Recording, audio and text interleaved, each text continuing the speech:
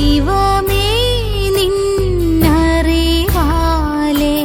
ഹൃദയം നിറയ്ക്കുകേ, ജീവനാം നിൻ കൃപയാലെ ആത്മകൺ തുറക്കുകേ.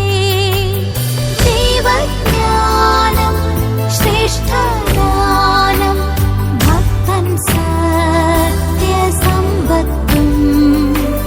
വാഞ്ചിക്കേണം കെഞ്ചിടേണം, ക്രിസ്തുവിങ്കൽ കണ്ടെത്തും. ഏതൊരു കാര്യവും അറിയാനുള്ള ആഗ്രഹം എല്ലാ മനുഷ്യർക്കുമുണ്ട്. എല്ലാ കാര്യങ്ങളും എല്ലാവരും അറിയണമെന്നും ഇല്ല.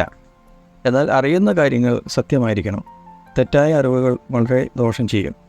ജ്ഞാനിയായ സോളമൻ രാജാവ് ദൈവത്തോട് ആവശ്യപ്പെട്ടത് സമ്പത്തോ കീർത്തിയോ ശത്രുസംഹാരമോ ആയിരുന്നില്ല. ജനത്തെ ന്യായപാലനം ചെയ്യാൻ ആവശ്യമായിട്ടുള്ള വിവേകമുള്ളൊരു ഹൃദയമാണ് അദ്ദേഹം ദൈവത്തോട് ആവശ്യപ്പെട്ടത്. ദൈവം അത് നൽകുകയും ചെയ്തു.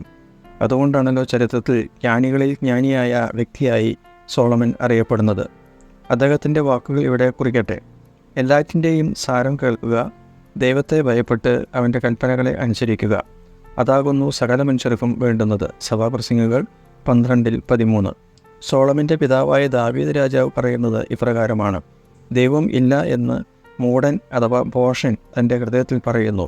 ദൈവത്തെ അന്വേഷിക്കുന്ന ബുദ്ധിമാൻ ഉണ്ടോ എന്ന് കാണുവാൻ ദൈവം സ്വർഗത്ത് നിന്ന് മനുഷ്യപുത്രന്മാരെ നോക്കുന്നു. സങ്കീർത്തനങ്ങൾ 53:1-2 വാക്യങ്ങൾ. ദൈവത്തെക്കുറിച്ച് ദൈവം തന്നെ മനുഷ്യർക്ക് വിവിധ നിലകളിൽ വെളിപ്പെടുത്തിയിട്ടുണ്ട്. പ്രകൃതിയിലെ ഓരോ കാര്യങ്ങളും അതുപോലെ തന്നെ സൃഷ്ടിജാലങ്ങളും സൃഷ്ടാവായ ദൈവത്തെ വെളിപ്പെടുത്തുന്നു.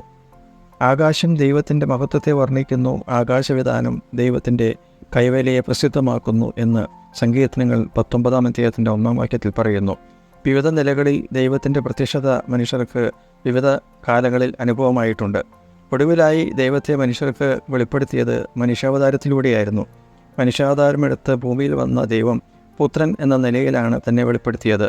മറിയയിലൂടെ ജന്മമെടുത്ത് യേശു എന്ന പേരിൽ ഈ ഭൂമിയിൽ ജീവിച്ചു. മനുഷ്യവർഗത്തിൻ്റെ പാപപരിഹാരത്തിനായി തൻ്റെ ജീവൻ ബലിയായി നൽകി. പാപത്തിൻ്റെ ശിക്ഷയിൽ നിന്നും വിമോചനം നൽകി.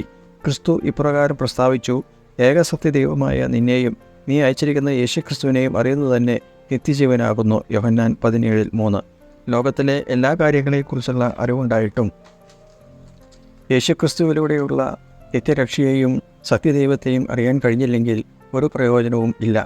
ദൈവത്തെ അറിയുക മാത്രമല്ല, ദൈവം എന്നെ അറിയുന്നു, എൻ്റെ ആവശ്യങ്ങൾ അറിയുന്നു, എൻ്റെ സങ്കടങ്ങൾ അറിയുന്നു, എൻ്റെ വിചാരങ്ങൾ അറിയുന്നു എന്ന അറിവോടെ ജീവിക്കുക.